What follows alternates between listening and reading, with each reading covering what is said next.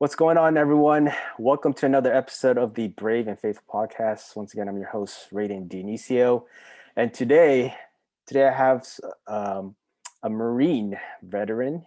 He is the Vice President of Partnerships, and we'll go into that later on, of RBLP, which is Resilience Building Leader Program. I have none other than Mark Holman. Mark, how you doing, brother? Hey, I'm doing great. I'm doing great, my brother. How you doing tonight? Awesome, man. First off, thank you for taking the time to be here on the show to do this. So before we get into RBLP, can you tell us a little bit about your service in the Marine Corps, how long you served for, and what was your experience like with that? Yeah, absolutely. Well, first of all, thanks, Red. And I appreciate the invite and being here on your podcast. I really enjoy listening to your podcast. I think it's just a wide variety of topics and stuff, which I really enjoy. And I think it's awesome. It's on my playlist, man. I can tell I you that appreciate now. Okay. I appreciate it. uh, but yeah, so I joined the Marine Corps right out of high school. Um, I come from a military family. My father was in the Marine Corps. Mm. Um, I had two uncles in the Marine Corps. My grandfather was in the Army Air Corps, if that dates me as to how old I am, right? Uh, but and I had a lot of family, and my grandfather on the other side served in the Army. So serving your country and giving back was sort of ingrained into what I learned growing up, right? I think we're very fortunate where we live in a country where there's a lot of freedoms here, and those freedoms don't come free. They come Right. at a price. So that was just a part of what I knew growing up. I actually joined the Marine Corps in my senior year in the entry program, and then I headed off. I graduated from high school on a Friday, and I left Monday morning for Paris Island. So, Wow. I was in the entry program for about 6 or 7 months, but my recruiter was like, well, "You want to hang around? Yeah, it's been the same summers every year. I know what it's like. Let's go do something different and get these things started." Yeah. Get moving. Get Yeah, started. that's it exactly. Yeah. So headed off to Paris Island, graduated, and then went to my MOS school, and from there, duty station, and I served my time in the Marine Corps 28 years. I retired as a Master Gunnery Sergeant, Mm. E9, and everything that I learned in the Marine Corps, I think about 2 year mark. I knew I wanted to serve, but I think the 2 year mark is when I made my mind up. This is going to be my career. Mm. I'm going to do 20 years. Now, not everybody comes to that epiphany in two Right. years. Right. Yeah. It takes a while for some, and that's fine. But and some people plan to, but then they change their mind. As long as you have a decision and a path. I knew at 2 years in my heart that this is what I wanted to do, and I definitely plan on doing 20 years. And then after that, I just kept going, and I loved it. And then I got to a crossroads where it was kind of funny, because as I progressed and as I was promoted and increased responsibility like we all take on, I remember asking mentors of mine saying, hey, at what point would you decide that it's time to do something else and hang it up? And I remember it was the funniest response in the world, because a lot of times your mentors will say, well, strategically you look at this and you consider that. No, they all said the same thing. You'll know. Mm. So, well, what does that mean? You'll know when it's time. And I said, okay, I don't. What do I do with that information? And they said, no, it'll come to you. And interesting enough, um, it came to a point at the 28-year mark where I said, yep, that's it. I'm done, Yeah. and I'm going to do something else.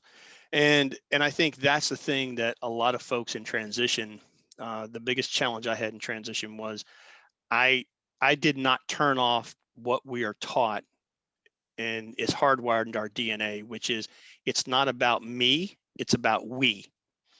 Everything is about team. Everything's about we. What do we need? And I just didn't back off of that pedal soon enough for my taste. And and looking back at it, Yeah. that I should had, which is focus more on me and the next steps. So I mean, of course, we all do this, the typical tap and service tamps and do all those things, but there's a lot more to it. And it doesn't mean you can't do well, but you need to come to a crossroads when you make that decision. It's time that you start transitioning out. And I had done all the things that we were taught, growing up and becoming senior in rank. You always train your replacement, right? Right, right. So I had done that, right? I had a master sergeant at E8 who I had been working with for a year. He knew my job. I knew he'd be in zone, but I still felt like I was letting the team down if I didn't come in and do things. And finally, I just said, okay, that's it. But in that transition, it still went very well because how you go on terminal leave and you have that period of time. And I always tell people, they say, well, what was your next job? I said, well, I had a job right as terminal leave started. They said, really? That's great. What was it? I said, my job was sitting in my office in my basement with operations boards up. And my new job was finding a new job. That That's was the my new next job. phase. That's the next Right, mission. right. That's the next mission. So I have my operation section set up. I was doing all my stuff and I started mapping it out. And it was interesting in the transition because, um, I think, and I had talked to somebody else about this recently, that as we transition, I think the one thing we don't really put the true value in what we bring as veterans to the table.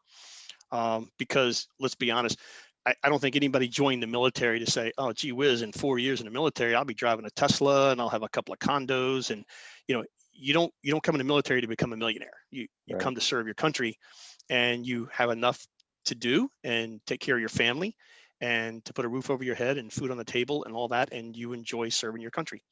But I was never a materialistic person growing up. I wasn't raised that way.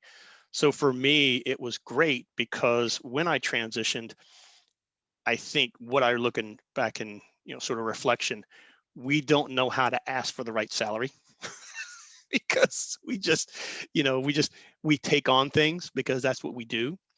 Eh, Um, Well, so it just took a little while. it goes back to what you were saying before. It's like you're not focused on me or you, right? You're more Hmm. focused on the we and the team aspect of it. Right. So you never really had that thought of like, well, what am I really worth? Like, what's my value? Hmm. So, Yeah. and I think that's so. You mentioned earlier that you were at 2 years, you knew right away that this is what you wanted to do. This was your Yeah. next career. Hmm. Um, what kind of led to that? What led to that thinking?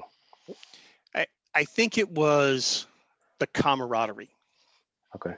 you know I played sports growing up, between wrestling and basketball and football and all those things, and where I had the most joy was as a team working towards a common goal of Mm. victory, covering each other, making that block, covering somebody, posting up. And even our wrestling team, even though you wrestle individually, your points in a match count. I mean, Right. you can't let the team down, right? You have to, because those points add for the team score, right? And that's how we decide who wins. So that camaraderie, when you leave that in high school, I think very often you look for that, right? Because if that's your thing, it's not everybody's thing, but that was mine. Mm. And the Marine Corps, I found that, and that was that teamwork, working as a collectively resilient team, day in day out, through mission, through workups, through deployments, exercises. We had each other's back. We just knew that. And that's what it was. You could literally, when they say put your life in someone else's hands, we do that, and it's not a cool slogan, like we do it. And that's, to me, is the antithesis of trust. When you're talking about your team, and and that's just where I felt most comfortable. We do it together as one unit, one team, and one mission. And and again, that was something that really resonated with me. So that's where at that point I said, I That was I'm it. this is it. I Right. love this. So And so you did that faithfully for 28 years, like you mhm. mentioned. And going back to your story, you were like asking around, like, how do you know? How do you know? Right. So let me ask you, how did you know? Like, what led you to that decision? I think when my last duty station, I was within the MOS, within the occupational specialty. I was at the command headquarters, and I had advised commanding officers, generals at this point. Right. because as a master gunnery sergeant, you are in the Marine Corps, you are the subject matter expert in the military occupational specialty, okay, in Right. your MOS. You know it from stem to stern, okay? And and so a lot of great ideas that people come up with, there has to be that balance of sanity going, well, Yeah. Yeah. Colonel, that's a really interesting perspective, sir. The only concern I have are these 2 points that we probably need to flesh out a bit. And to find that tact and diplomacy to be able to say, as opposed to, sir, uh, have have you bumped your head? Okay, you don't Yeah. want to say that; it's disrespectful. So you find a way to say that. Um, Somebody told me years ago, tact is the ability to tell somebody to go to hell and they enjoy the trip. Okay, Yeah. so, so you figure out, how do you tactfully say, are you crazy? Um, but you have to walk them down that path, and that's what they depend on. If Right. that's your position, you can't just sit there and be the yes person going, oh, sounds great, sir. No, it doesn't sound great. And I have some concerns, and here are my concerns, and here's the reason why I have those concerns, and here's what I would recommend instead. When I got to a point at a certain command, it'll just remain nameless, that there were people in positions making recommendations that made the highest headquarters level within the MOS structure, made their life easier, but by the time it rippled down 4 or 5 levels, it made the Marines on the ground who would actually be doing the work 4 times harder. Yeah. And that's when you know, I fought the fight. I wasn't a popular son because I wasn't a good old boy getting in line, because my obligation was not to an individual, it was to the Marines in the Marine Corps, and especially the Marines on that front line who would be doing 4 times the amount of work, to make somebody way at the top their life easier. That just didn't set with me. That's not how I was raised. If you're not there to speak for them, who does? And so when that became more prevalent, I said, okay, I'm not gonna change the whole universe. I have tried. Now I'm beating my head into a brick wall. And you have 2 choices: either deal with that and suck it up. But when you're facing 28 years, Right. you go, no, this is not what we do in leadership. Yeah. Um, and again, it wasn't the organization; it was individuals who had a pretty steady seat in that level, and it just wasn't going to change. And no matter how tactful I was, no matter how blatant I was and obvious I was, it was just stuck. So I knew that's it. So I went to, I had a CWO. I worked with CWO3, CWO4 rather, and a major, and I said, done. I said, I'm not going to keep listening to nonsense. I said, I've already had, 8 ideas, 6 of which I have gotten knocked down and they're gone. Craziness didn't happen, but these 2 passed and nobody blinks. Can't have it. So again, it wasn't the institution, but it's individuals. And when you find that, years ago, somebody told me, I remember I had a CO once, he said, Marine Corps is a great place. I really love it. He goes, and there's not a lot of thinking you have to do about your next step if you've decided you're going to do 20 years. It's when you get over 20 years, you got to look at those orders and go, do I want to go to Okinawa again? Maybe I don't. Maybe I do. That's when you have to decide. Right. So it's relatively easy if you've made your mind up to 20 years. Beyond 20 years is when you have to start deciding, is that what I want to keep doing? And do I want to do a rotation one more time, or have I had enough? And I think that's what they meant by was, you'll know, You'll know. Yeah. you know, Yeah. and when you get to that, when you get to an impasse somewhere, that you can't go home and say, I'm okay with sucking that up. Nah, then you probably need to go find something else to do. And so I just knew it was time, and again, I loved every year. I love being a Marine, still a Marine. I'm just a retired one today, Yeah. Yeah. but Once a Marine, always a Marine. that's right. My God. Yeah. So I mean, like, there's a certain point in any job or anything that you do, it's like where you kind of have to put your foot down, right? And kind of, Hmm. it's things. There's things that you can't tolerate or can't stand by. You have to make that decision, and Hmm. and you just said it. You knew right then and there what your decision was, and Right. you never looked back. Um, Yep. so you mentioned earlier, once you got out, your next job was you're trying to find another job. Right. Right. So how Right. long was that transition from, and like, what can you tell us a little bit about your transition and how that went, and to basically what you're doing now? Yeah. No, it's a great question. I appreciate that.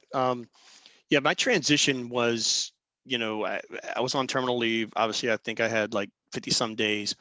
The first probably 5 to 7 was a lot of fishing and me chilling, you know, and you know, and at that point, that's when I set up my ops room and I started mapping it out.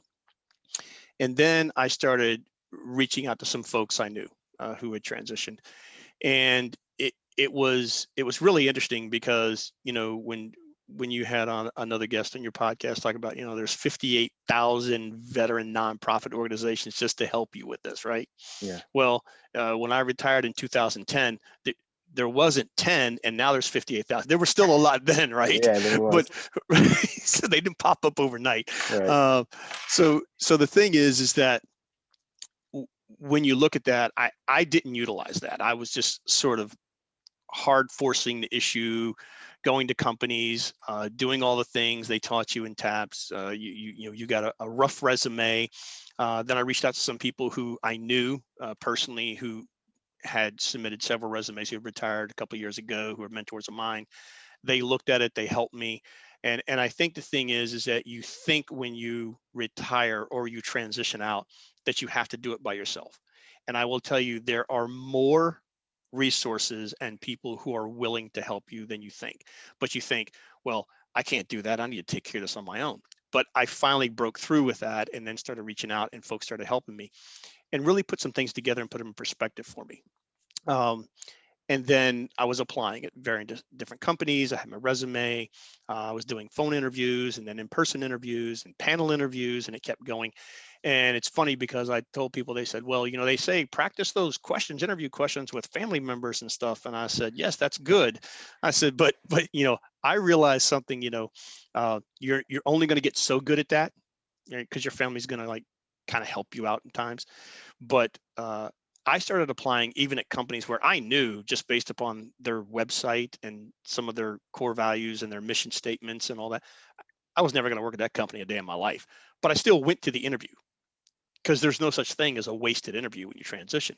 Yeah. And because you can practice all this stuff they teach you, but Practice when you get in sets. front of a person who's never met you before, you don't know which way they're going to go. And you got to be able to think on your feet. And that was good practice for me. Um, and it was interesting because I interviewed. It narrowed it down to 4 companies who I had gotten a pre-interview. I got a follow-up interview, and then they wanted to do a third.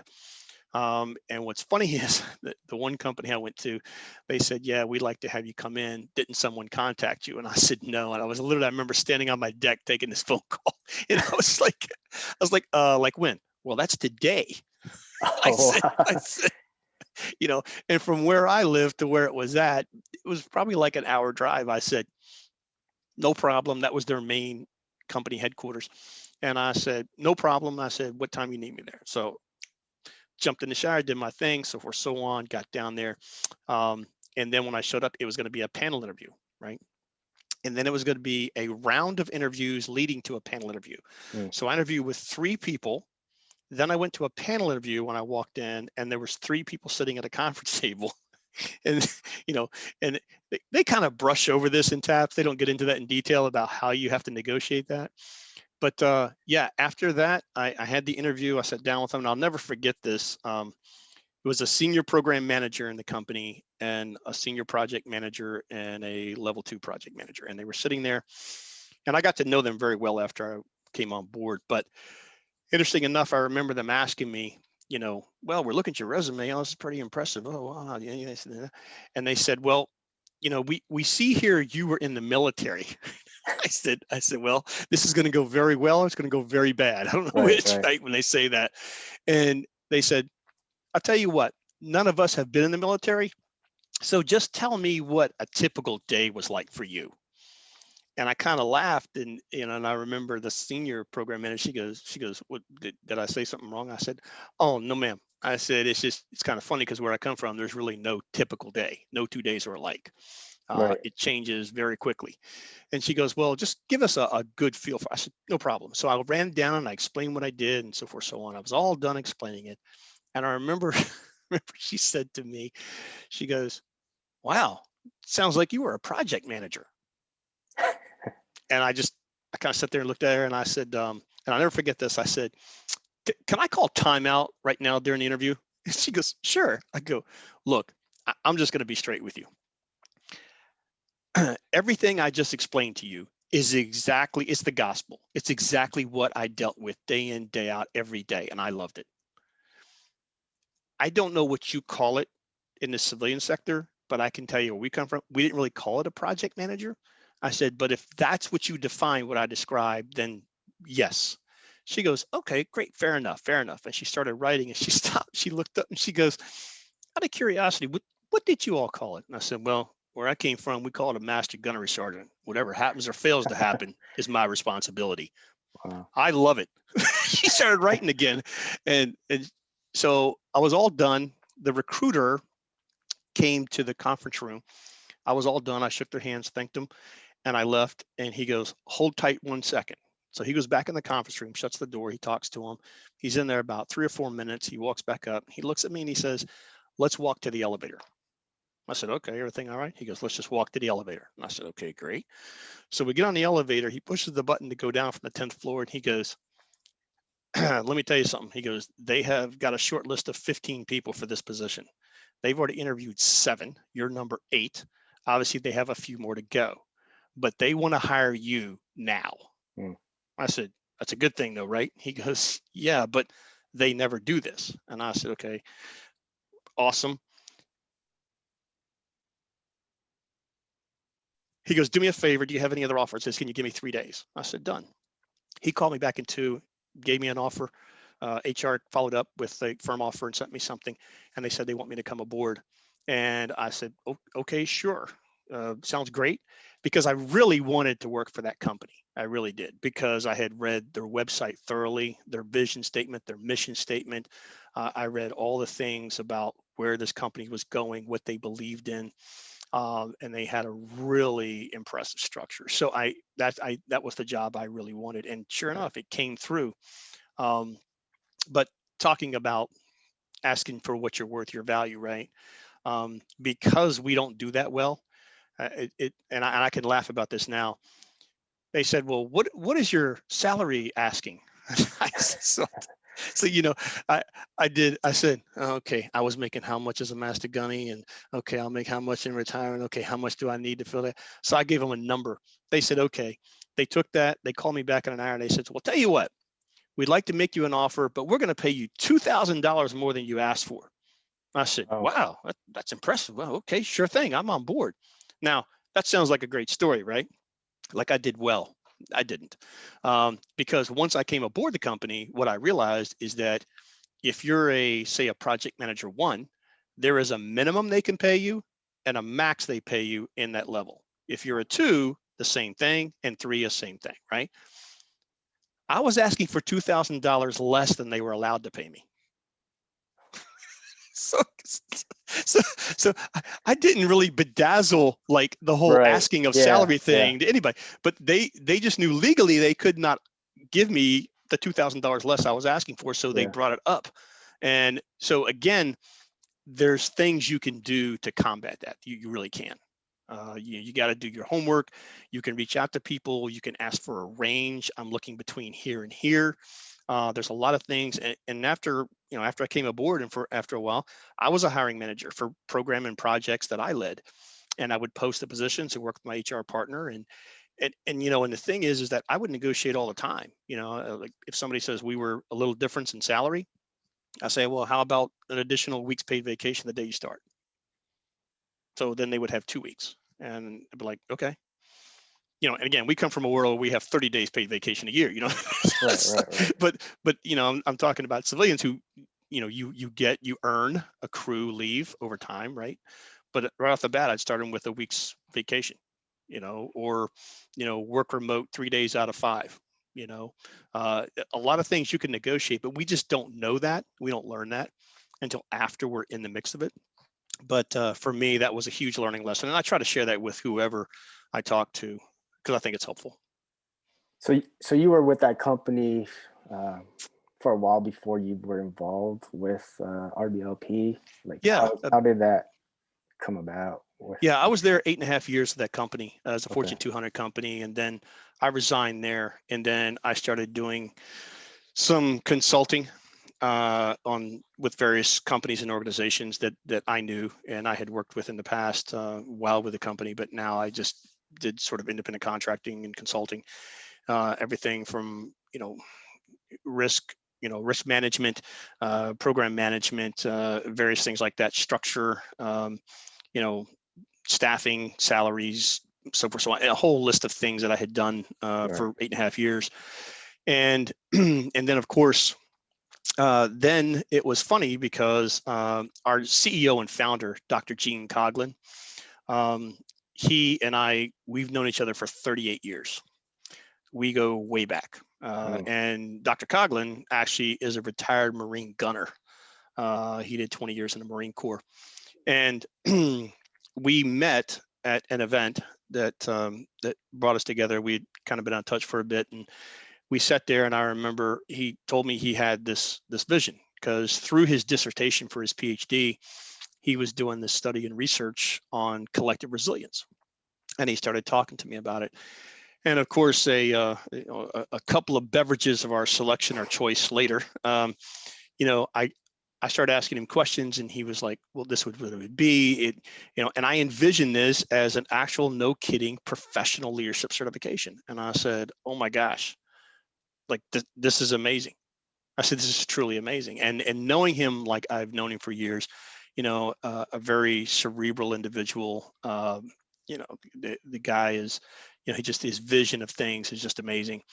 And so we started digging into it. So he said, "Hey, I need some help. Obviously, we're a service disabled, veteran owned small business getting started in 2018.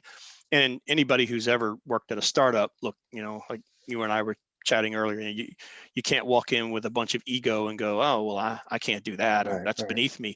Nothing's beneath you in a startup. Okay. If you think it is, then you don't need to be in a startup. Okay. But he had started laying the foundation. But again, he's a visionary. I'm an integrator. So I integrate processes. And so he would start this, and then he would hand it to me and says, we need a process. I said, well, is it documented? No. It's just in his head. it's in That's the way yeah, he yeah, operates. That's the way visionaries work, and that's right, okay. It's just different. And then I would start documenting a process, for onboarding and for this and what we do here and how this is handled. And once you get those documents going, you have process documents. As you hire people, they can follow an SOP, right? But if you don't have one, and you have to keep verbally telling people, so again, I was writing that, and then about 3 weeks dropped. He said, "Hey, thanks for the help." And then he called me back and says, "Hey, I want you on the team." He goes, "And I want to bring you aboard." And I said, "Okay." And I was talking to a couple of the companies. There was folks that I had worked with that had called me after I resigned, and they wanted to offer me different positions. But those I knew, and they were, trust me, they were good salaries and good positions and good benefits and all that. But I knew this is where I needed to be. There was something that just kept telling me, this is it. This is it. And I believed in this certification so much, and what it, through the exam prep training, the one-on-one, what you learn about building collectively resilient teams. I knew this is where I needed to be, because again, I went through the entire program myself, before I came on, and he was actually my adjunct instructor. Okay. wow, CEO and okay, founder. So when you have the guy who is your adjunct instructor, who like wrote the entire program and stuff, right. yeah, you're going to have more than a 1 hour coaching. But that's okay, because we were talking through stuff and starting to learn it. But it was a great experience, and I knew this was a powerful, powerful certification that folks would really, really take hold of and really get a lot from, that would help them become better leaders. Um, and I think, when we talk about collective resilience, you know, you and I, and probably a lot of your listeners who are veterans or are still serving, you know, We learned in about 48 hours when we stepped off that bus at either basic training or at OCS. You learned in about 48 hours you weren't going to make it through this by yourself. Yeah. If you didn't pull together, you probably were going home, Mm. and you depended on each other every day. Um, that's not always as clearly articulated and communicated on the other side. Sometimes there's a lot of me, Yeah. right? I did my part. I'm good, right? Right. Right. Well, the team's not done. That's not my responsibility, you know, and that is the difference between collectively resilient teams who work together, who support each other, who have each other's back, and those who are individuals. And in individual teams, individuals on a team don't really perform well. And especially when things like organizational change occurs, they tend to fall apart and you get turnover. And if you want to start talking about, cost, any project you have, your biggest cost is going to be labor. That's your biggest burn rate. So when you start having people in a revolving door going, out and disappearing and having to hire and post positions and bring people in and train them up and get them in space, you lose time, you lose production. There's a lot of loss overall. But, change is inevitable. It comes to every organization, every company. No one's exempt from that. It's just a matter of, is your team built on a platform of creating a positive climate, providing purpose, developing cohesion? Do you facilitate team learning across the team? And and I knew, because I faced that in my transition. I would find teams that I would take over a project or start up a project or program, and I would find that everybody was in silos. They were working in Cube City, and when they would pass work product from person A to person B, I would say, "Hey, did you have a conversation with Carl?" And Sally would say, "Yeah, I emailed him." Right. Did you sit down and go through the passover of product Yeah. one Yeah. well, no, but I emailed him. And I'm telling you, the funny thing is, Red, they were 8 feet apart in the cubicles. It wasn't like, Yeah. They had to walk. Carl, yeah, Yeah. Carl wasn't on the 10th floor and Sally was on the first floor. No. They were literally 8 feet apart. And I found myself really having to struggle with that, because I'm like, well, we're a team. And none of them had ever had a team goal given to them. They were all about individual goals, their performance report and all their goals for the year, their SMART goals. They didn't have a team goal, so they didn't have any need to bind together and to work one-on-one with each other and So to learn from each other. is that what you found just by working with RBLP? Like the businesses out there right now, it's all not team focused. It's more of like you just mentioned earlier, like a me, and not of we focus. Yeah, yeah. I mean, I saw a lot of it, and again, I just want to be 100% fair here. I don't say this applies to every organization, every company, and Right. and even in some of the best companies, you still have pockets of that. And I think it's incumbent upon the leader, because your job as a leader is to create an environment where your people can thrive and be amazing, and you set the conditions for that. And if you're not, and if you're allowing, they don't treat each other with respect. If you try to run an experiential learning model and do reflective observation on something that just occurred while you're doing that with them, if it's a blame game session, well, if IT would have done their job, and well, if logistics would have been on time, yeah, okay, we're not solving anything. We were sounding like children. But how about you give me something tangible we can work with? Because we're going to treat each other with respect on this team. We're not going to disrespect each other.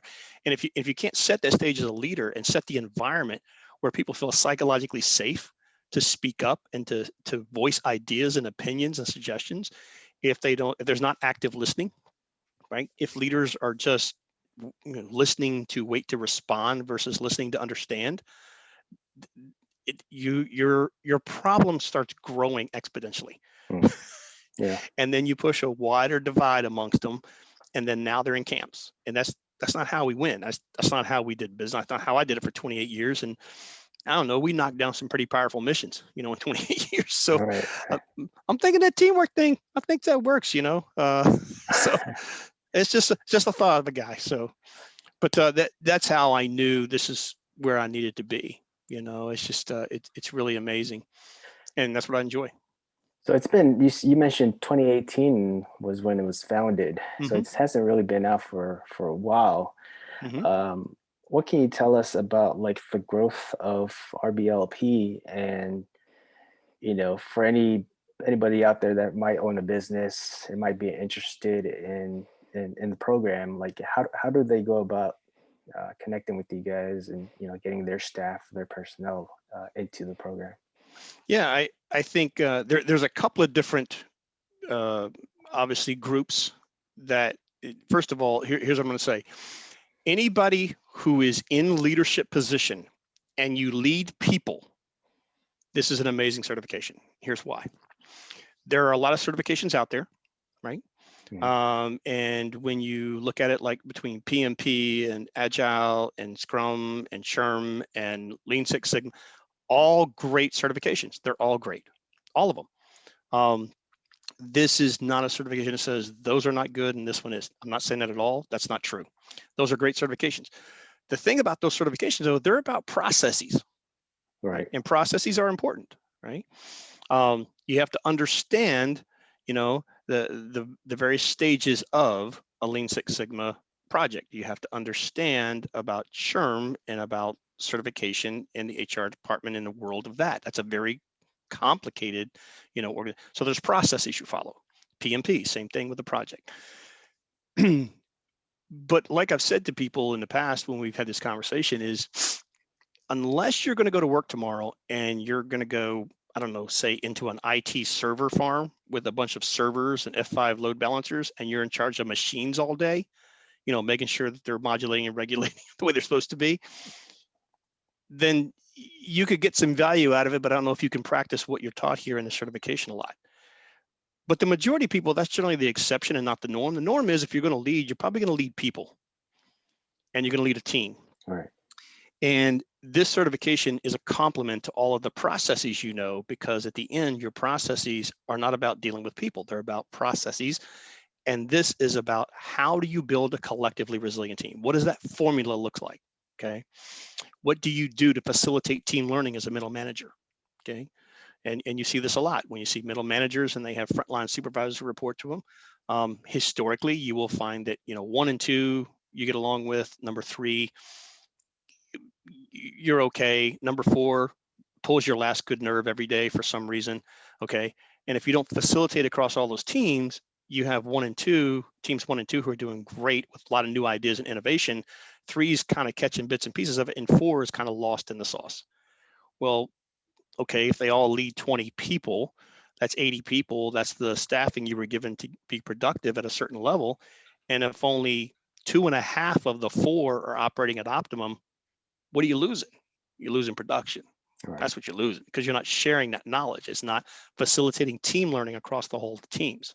So those things are important. The way we do this is obviously, I tell people it's real easy. People say resilience building leader program. Now that's a lot, right? And then people type that in, look for that in Google. They can find us, right? It's But something we but all can use nowadays, resilience. right, exactly. And but what I tell people is an easier way sometimes is just to go to Google, seriously, and type in RBLP. Hit enter. The whole first page will be a link to the Resilience Building Leader Program. Okay. Folks can go there. They can go to our website. They can check out the requirements of, because there's certain requirements for every certification level. Right. We offer 3 certifications, one for frontline supervisors, another one for middle managers, and a third one for senior leaders in organizations. Okay, that's the way it's structured. You can go to our requirements section, look at the background, education, how many years of shared and direct leadership you have under your belt. That'll have a weighing factor as well as your education and background. And then once you apply, our support team will apply back to you and say, here is the certification level you have been found qualified for. Okay. Um, so then this is where we branch out a bit. For example, folks who are in the military on active duty or active guard, right, reserve, they can apply for this. And every branch of service has a credentialing opportunities online program. Okay. The COOL program. And you'd be surprised at how many people speak to on active duty who We go don't know what that is. to what's the cool program? Right, right. Hey, there's a lot of cool programs in the military. Yeah, no, this is actually an acronym. Like, you know that we're in the military, and quite frankly, if we don't have an acronym, we don't feel comfortable, right? So so you can come to our site and apply. You can then go to your cool office, contact them. You can say, hey, I've applied here, I'd like to earn this certification. And they have a bucket of money that's set aside just for professional certifications that you can take advantage of, because it's your benefits, it's sitting there, and you can earn this certification. And I tell people all the time is that, you know, there's a lot that you take away from this certification. For people in the private sector, you would be surprised, and I always share this bit of insight. If you've transitioned and you're working for a company, go to your HR department and let them know that you would like to earn this professional certification. And generally, companies have a list of certifications already.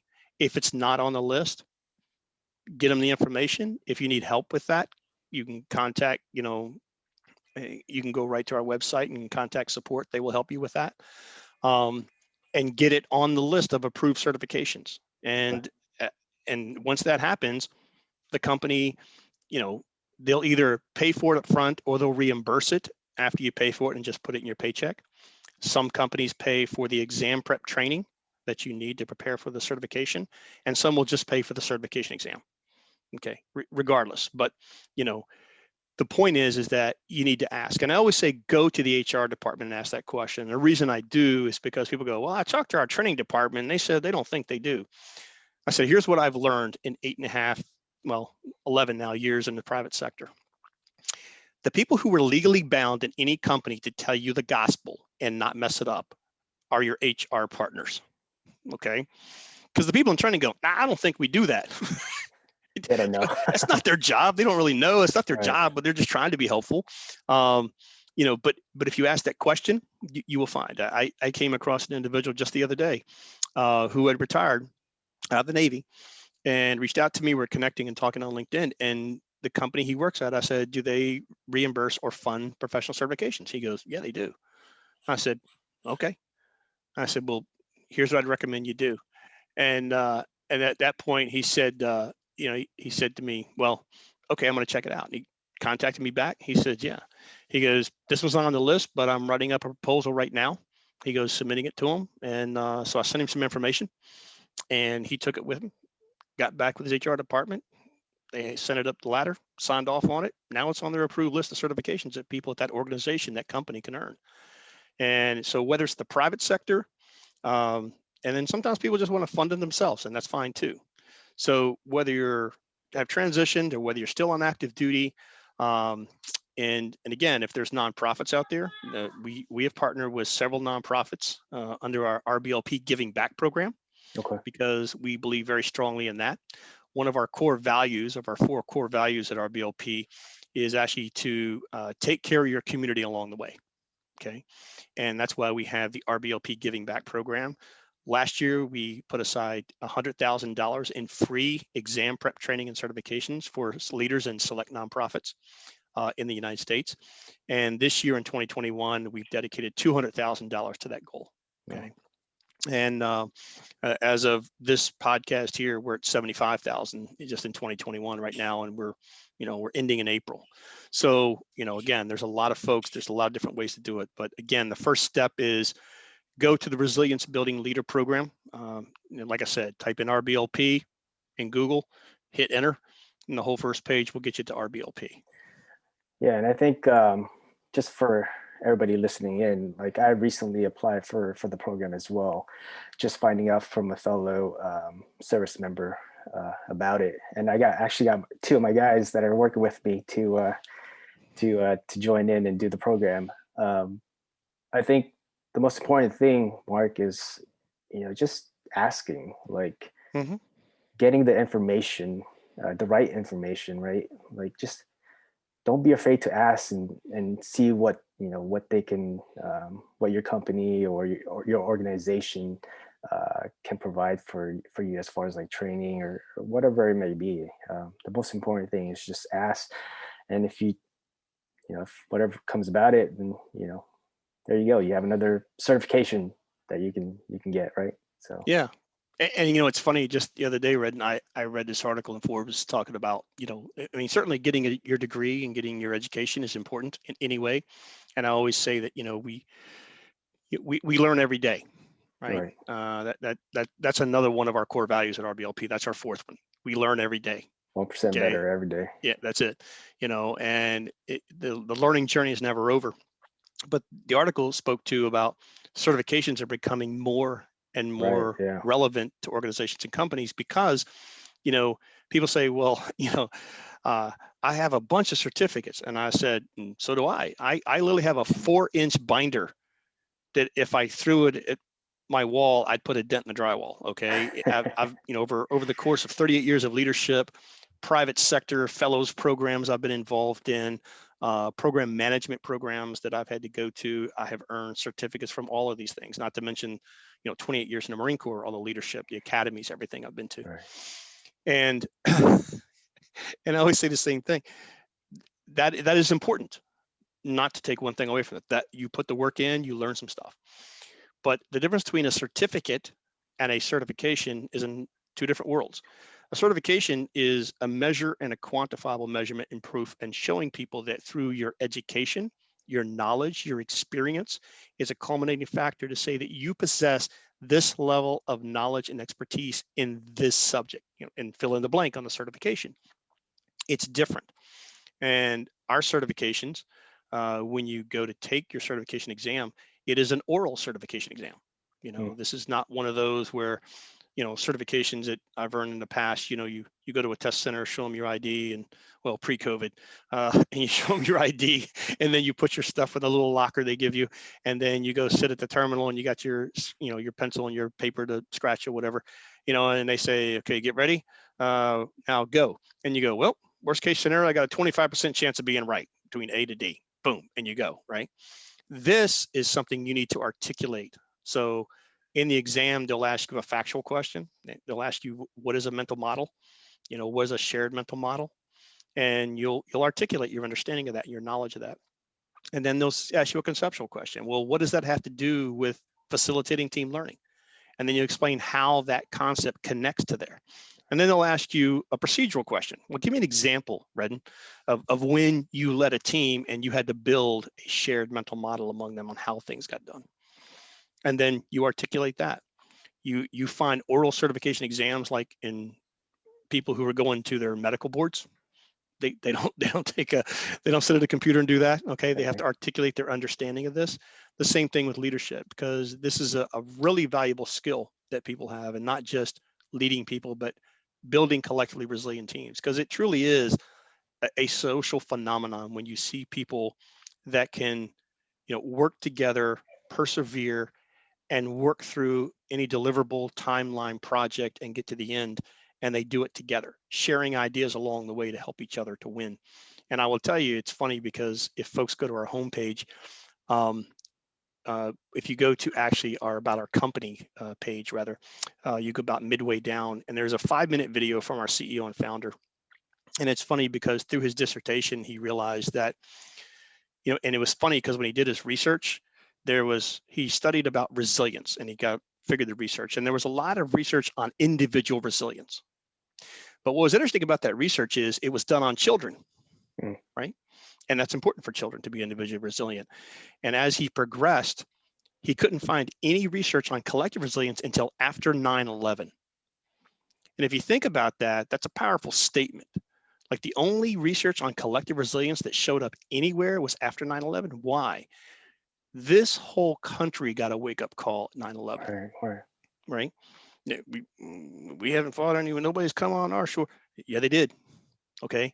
And so we had to pull together. We had to solve things together.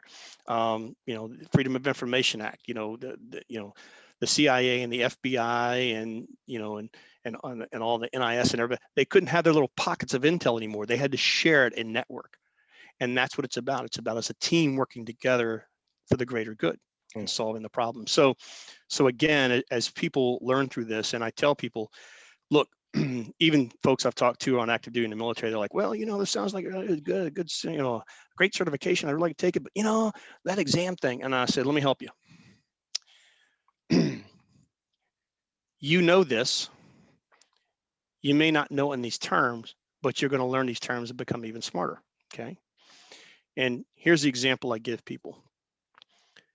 For example, if when I get to like session 4 and we're facilitating team learning, right? It talks about the experiential learning model, and I've mentioned that. Well, all of a sudden we're doing this and I'm talking to you and you look at it and you go, I'm not really sure this model and reflective observation, abstract conceptualization, and active experimentation. And I say, okay, stop right there. Let me ask you a question. You ever run an exercise activity? Well, yeah. You ever take your folks out and go do that? Yeah.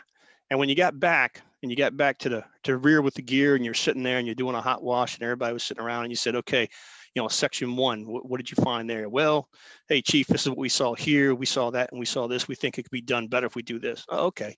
What about you, section 2? Well, hey, chief, I'm gonna tell you right now, we saw X, Y, and Z, and we were thinking and we talked about it that it would be better if we did A, B. And okay, great.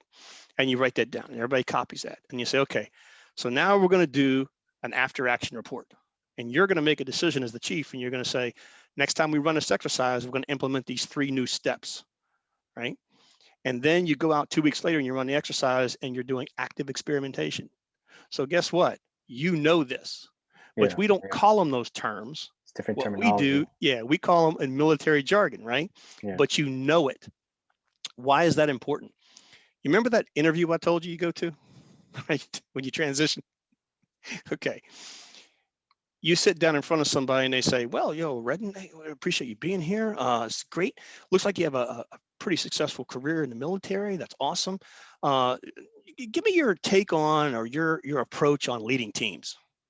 You go, well, first of all, we rock and roll. We make things happen. We go out there, we kick it in. We go out there, we run whatever activity. We come back to the rear with the gear. We do a hot wash. We have this conversation. We go back and forth. We do an AAR. We post that. Everybody publishes it, reads it, and we go out there. We knock this thing out the second time. We do it even better. Now, I know what you just said. I translate that. I understand it. Here's the problem. Poor HR person staring at you has no idea what you just said. What's a hot wash? Exactly. So so now the way the process works is that your HR partner takes that, makes a short list, takes it to the hiring manager. I know because my HR partner did this for me, and we worked together. And she would give me a debrief on them.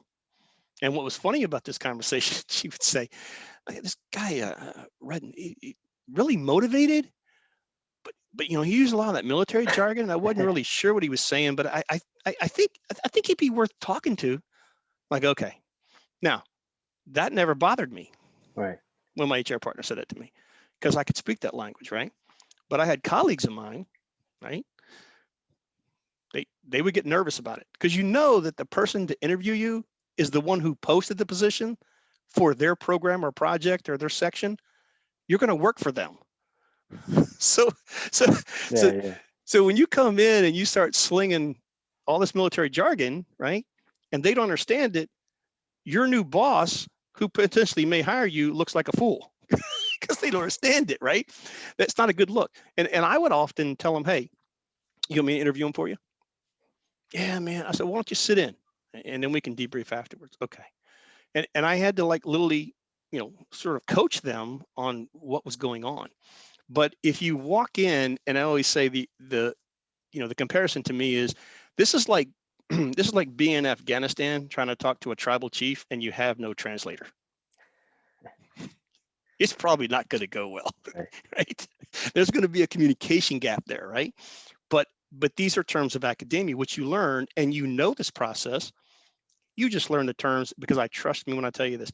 These terms like reflective observation, abstract conceptualization, and the active experimentation, that's going to resonate with an HR person because most of them have a grad degree. Okay, most of them have been exposed to this aspect of business about leadership. They're aware of it, and they're going to click right in step with it. So when now that's a different conversation on the short list of the hiring manager. It's a little bit different we're having. Hey, Redden, I'm gonna tell you, he gets it. I listed this guy as number 1, and the reason is I asked him one simple question. I said, how do you lead teams? He started with, first of all, I build collectively resilient teams. You know how I do that? I create a positive climate. I make sure I develop cohesion and provide purpose to my team. And they work together. We learn respect for each other and we handle problems as a team. There's no individuals. We work together. because we count on each other.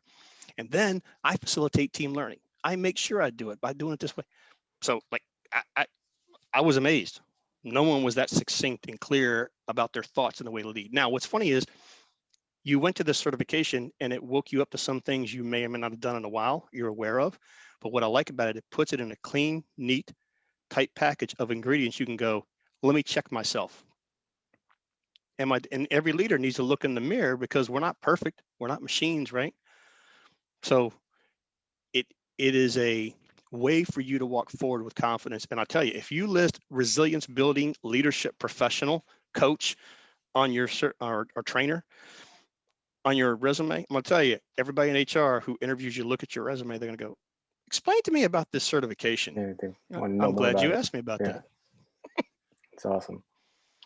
So Mark, so going into our second segment here of our podcast. Yeah, So this is the what I call the Fast Five, the same five questions I ask all my guests. awesome.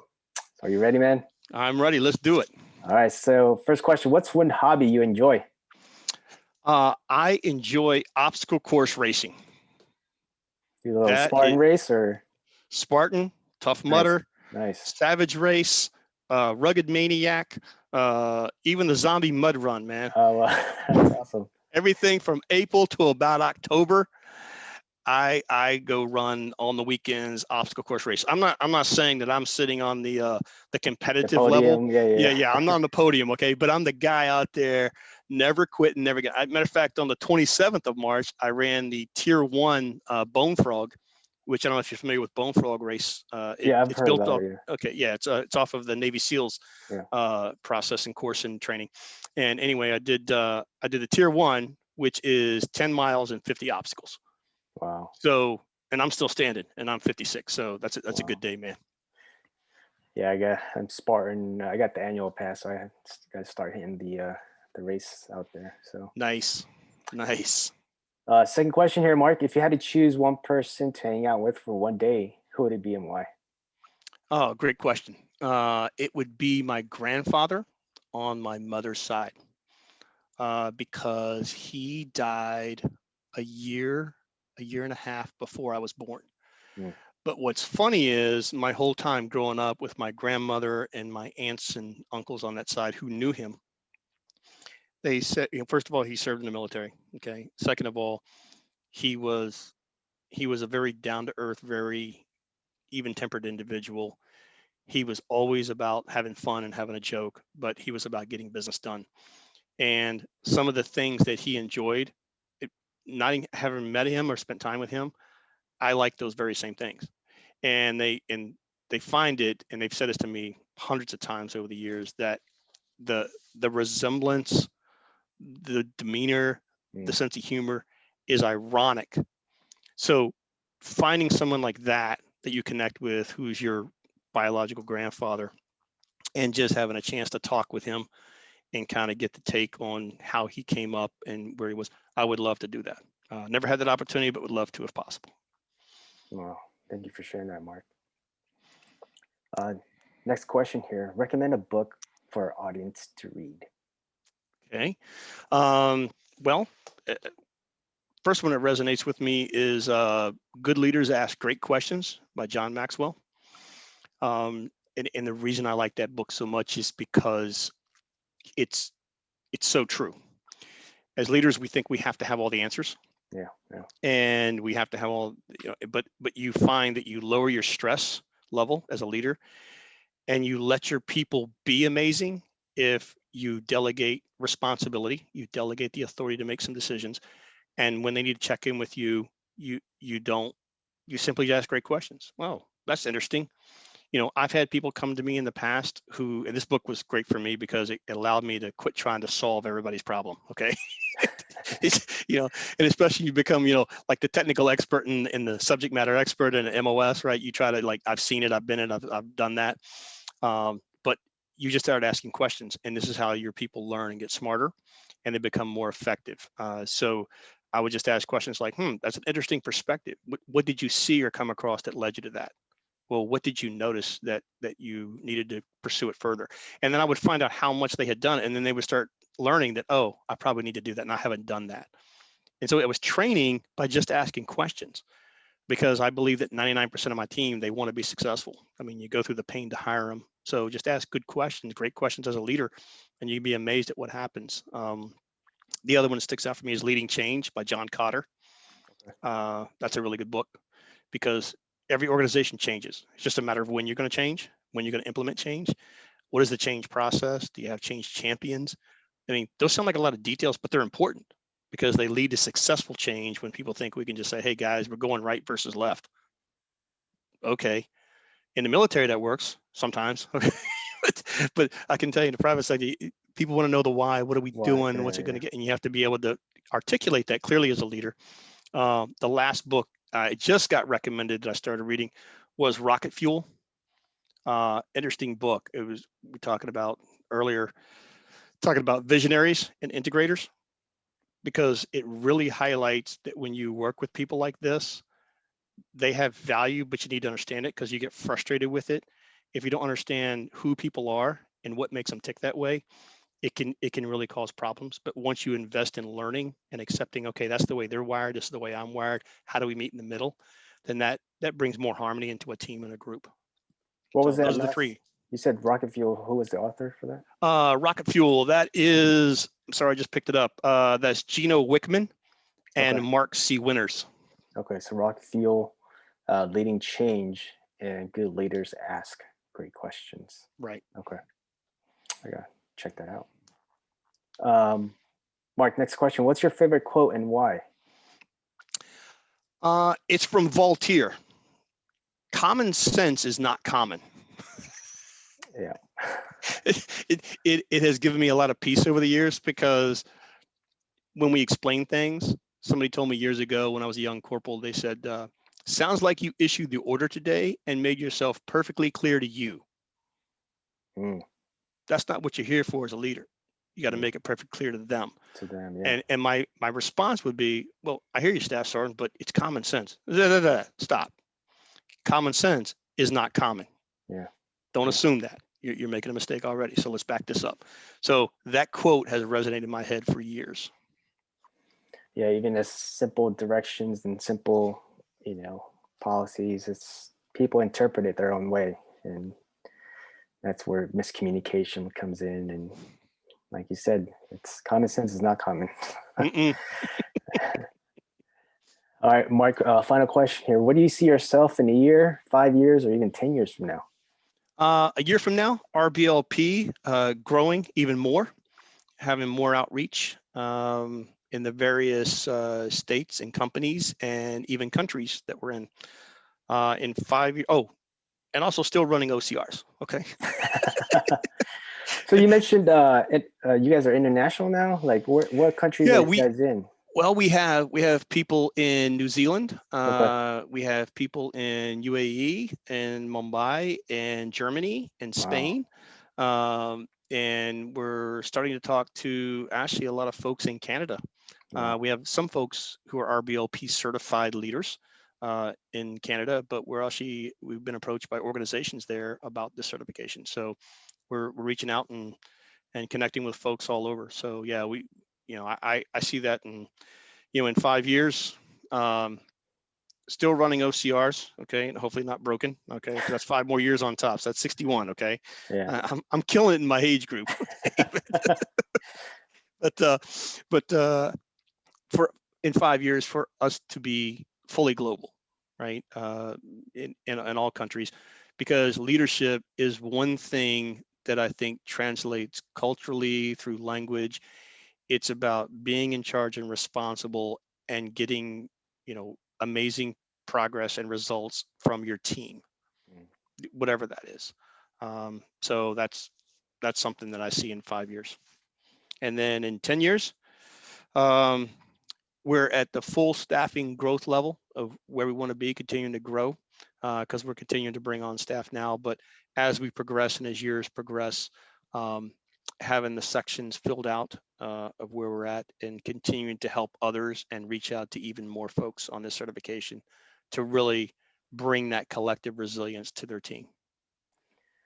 Well, Mark, it's been. I again, I want to thank you for coming on the show. Yeah. and just sharing a little bit about your military experience, and then obviously about RBLP and what you guys are doing, um, creating better leaders, more resilient leaders out there in the world. And I appreciate you for sharing. One more thing, where can they follow you, or where can they support you in RBLP? Well, we are on Instagram, Twitter, Facebook, and obviously on LinkedIn, and of course our site as a whole.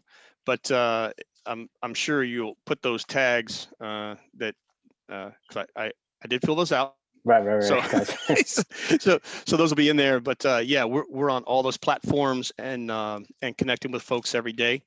And we're continuing to expand on things as far as like doing some LinkedIn lives with folks to answer questions about the certification, about the program, qualifications, things of that nature. So yeah, I mean it's an exciting adventure, and even started working with academic advisors. Mm, We've started now a program, so that way you'll have an academic advisor to help, sort of like a college does. Same thing. You can reach out to, that's your point of contact. So yeah, but all of those platforms, we are there and available, my friend. awesome, brother. Mark, again, thank you for taking the time. Looking forward to starting RBLPC, which I'm enrolled in. So looking forward to Awesome. that and finishing that up soon. Um, Again, feel free to reach out if you need any assistance from us here, and appreciate you for taking the time here. All right. Thank you so much, Red. And I really appreciate it, and I appreciate this platform. Thanks a lot. Take care. All right, take care.